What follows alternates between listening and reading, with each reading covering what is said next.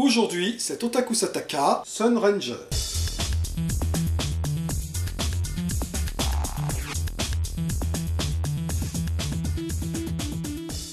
Minasan konnichiwa perfectigium des. Je suppose que vous connaissez Toutankhamon. 知ってますよ、それくらい。ほら、あれでしょ？そうそうそうそう。もっとこう。もっと。そうそうそうそう。Toutankhamon, ou Tutankhamen, comme disent les japonais, est probablement le pharaon le plus connu, en grande partie pour la malédiction qui aurait frappé les personnes ayant ouvert son tombeau en 1922, et qui aurait causé la mort de nombreuses personnes, dont un canari. Ah oui, et aussi un chien. C'est qu'on rigolait pas avec les profanateurs dans le temps. Bon, la plupart de ces morts peuvent s'expliquer de façon rationnelle, et la fameuse inscription à l'entrée de son tombeau qui maudissait ceux qui pénétraient n'a en réalité jamais existé. Il n'empêche que, vrai ou fausse, cette malédiction a enflammé les imaginations et fait que beaucoup prêtent des pouvoirs surnaturels aux défunts pharaons et à l'ancienne Égypte en général. Ce n'était donc qu'une question de temps avant qu'on trouve un super vilain inspiré de l'Égypte ancienne dans un film de Zen Pictures, en l'occurrence Sun Ranger. Ikuzo!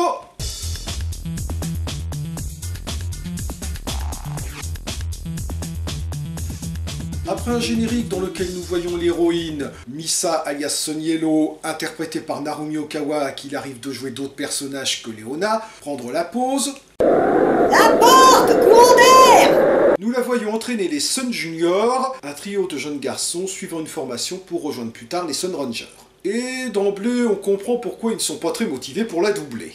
Elle enchaîne sur quelques assouplissements et... à votre avis, le réalisateur a donné des instructions aux acteurs ou il s'est contenté de filmer leurs vraies réactions? Au passage, je me demande comment Narumi Okawa a fait pour avoir à la fois la marque de bronzage d'un slip de bain et d'un string. 1 heure de bronzage en slip de bain suivie d'1 heure de bronzage en string. C'est pourtant pas compliqué. Dites donc, c'est comme ça que vous entraînez? C'est alors qu'ils sont attaqués par les sbires de Dagorn, leur ennemi juré qu'on ne verra pas du tout dans le film. Misa les affronte, mais les Sun Juniors sont capturés et...あ、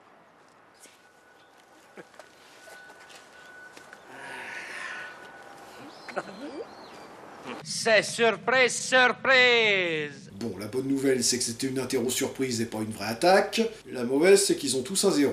Après cette introduction qui nous a présenté les personnages, nous pouvons passer à l'intrigue proprement dite, qui démarre quand nos héros sont mis au courant d'une série d'événements étranges. Une ancienne tablette qui aurait été volée lors d'une exposition consacrée à Toutankhamon, des personnes retrouvées momifiées, et une série d'enlèvements d'enfants. Et évidemment, faute de budget, on est obligé de faire l'impasse sur le chaudron de tel, et tous ces événements nous sont relatés en voix off, par le biais d'un journal télévisé, dont le générique est probablement ce qui aura coûté le plus de tout le film.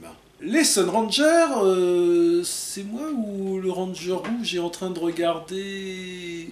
Oui, voilà, ça. Ah oui, au passage, je me demande si le Ranger bleu ne serait pas en réalité M. Bison déguisé.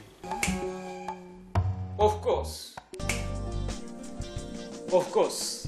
Of course. Of course! Et dans la mythologie officielle, il peut changer de corps, donc avouez que c'est possible. Les Sun Rangers en déduisent que tout ça fait probablement partie d'un plan de Dagorn pour devenir immortel, logique, et décident de lui tendre un piège en utilisant les Sun Juniors comme appât, ce qui permet de remaker la scène d'intro. Je dis remaker, mais à mon avis ils ont tourné les deux scènes le même jour. Ah, ils jouent à chat perché maintenant. Quand ils sont tout à coup attaqués par un filtre Photoshop dégueulasse qui brouille les communications avec le QG, et par le méchant du jour, Noroi Mumi, dont le nom est un mélange de Noroi, qui veut dire malédiction, et de Mummy, qui veut dire, momie en anglais. Et son look est assez réussi, même si personnellement, je préfère le monstre créé en mélangeant l'ADN de Toutankhamon à celui de Hulk Hogan dans la série Fire Leon. Ah, je vous jure que j'ai rien inventé, là. Misa se transforme en Sun Yellow pour l'affronter.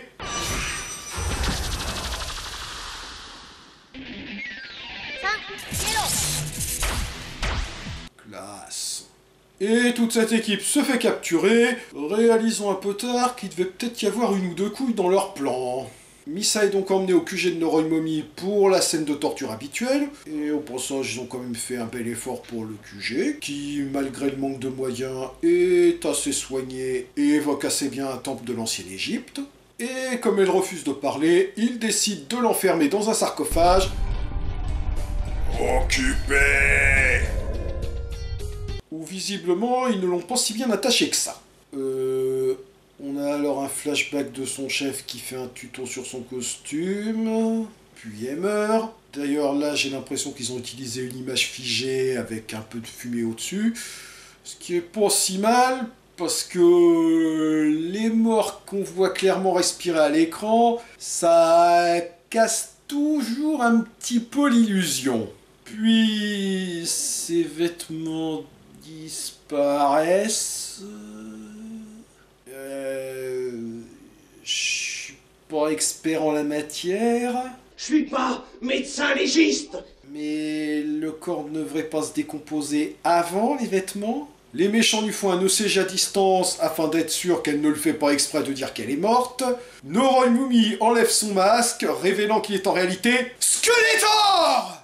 Donc, l'héroïne est morte, les méchants ont gagné, Korede Owarid. Quoi?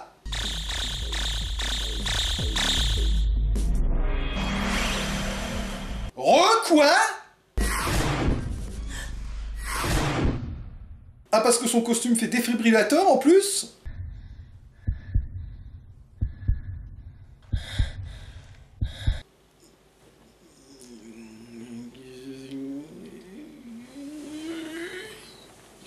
Le cœur est au centre de la poitrine. C'est pourtant pas bien compliqué, y a pas besoin d'un fait médecine pour savoir ça. C'est du pur bon sens. Où vous mettez le poumon gauche sinon? C'est le b.a.-ba de la médecine, merci de vous en souvenir. Ça pourrait vous être utile, on ne sait jamais.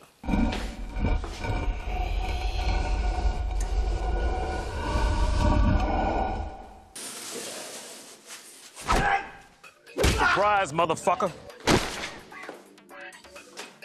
Misa délivre les Sun Junior. Ils étaient pas trop au départ. Bon, elle délivre le troisième hors-champ. Je suppose que l'acteur n'était pas disponible pour tourner la scène de l'évasion, mais il avait un mot de sa maman. Ils se refont capturer, et l'autre qui se marre derrière. Mais, comme après avoir raté leur interro surprise, ils avaient ensuite réfléchi aux moyens dont ils auraient pu se sortir de cette situation, ils savent cette fois comment réagir.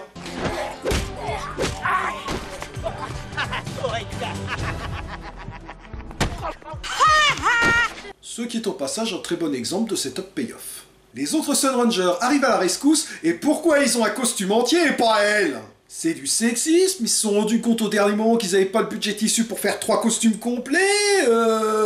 Bon, à vrai dire, il y a une explication qui vaut ce qu'elle vaut. Ce film fait en effet partie d'une série qui avait été réalisée à partir d'idées envoyées par des fans de Zen Pictures.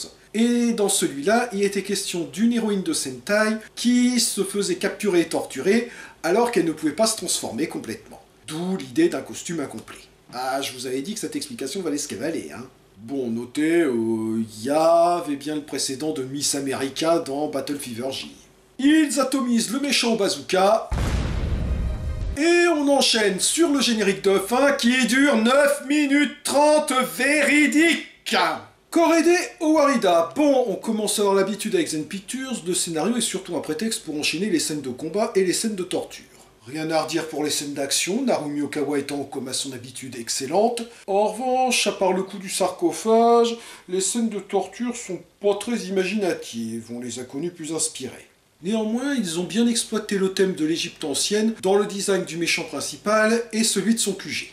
Doubler l'équipe principale d'une équipe junior d'apprentis est une bonne idée, et à ma connaissance, elle n'a jamais été utilisée dans les Sentai officiels, donc un point d'originalité pour Zen Pictures. Par contre, l'équipe junior est entièrement masculine. Je pense qu'ajouter un membre féminin qui se serait énervé du comportement de ses congénères masculins aurait permis d'ajouter de l'humour en plus, ce qui n'empêche pas toutes les scènes avec cette équipe junior d'être déjà très fun. Merci d'avoir regardé cette vidéo. Si elle vous a plu, n'hésitez pas à la partager, à la pouce vérisée et éventuellement à soutenir la chaîne en faisant un don sur mon compte Tipeee ou gratuitement en visionnant des clips grâce à leur fonction Clippy. Et je vous rappelle que vous pouvez retrouver mes critiques de bande dessinée sur Casse Critique et mes critiques de séries sur Tokuona où je parle de Jaspion, la 4e série de la franchise Metal Hero qui débute comme un mélange de Lost in Space, d'Ixor et de Godzilla dont le héros serait interprété par Jackie Chan.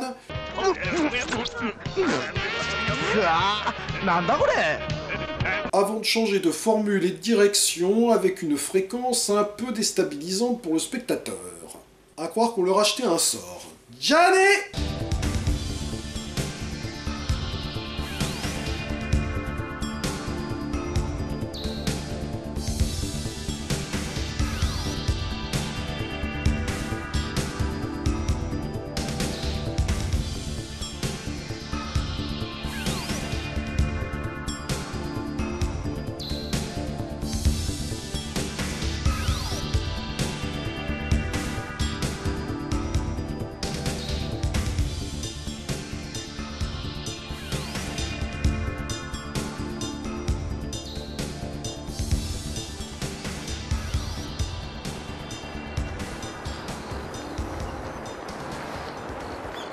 Les Sun Rangers, c'est moi ou il y a mon chat qui est en train de faire ses griffes histoire de bien me déconcentrer.